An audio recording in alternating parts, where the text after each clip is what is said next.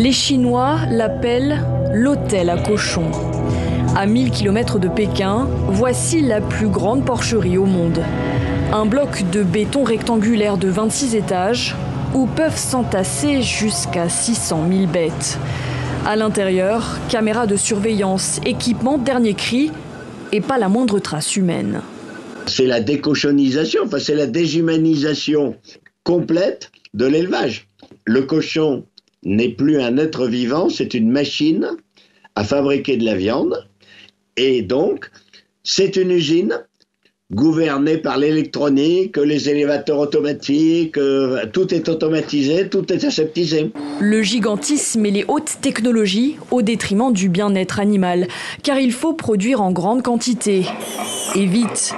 Mais surtout produire à l'abri des virus, comme la fièvre porcine.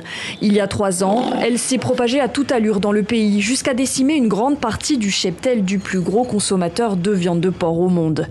Les autorités chinoises ne veulent surtout pas revivre ce scénario catastrophe.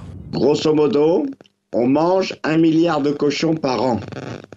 Sur ce milliard de cochons par an, 500 millions à peu près sont en Chine.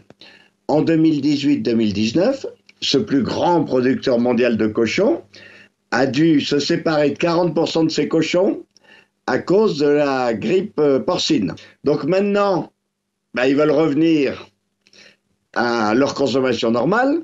Et tant qu'à repartir, ils disent on va rationaliser au maximum.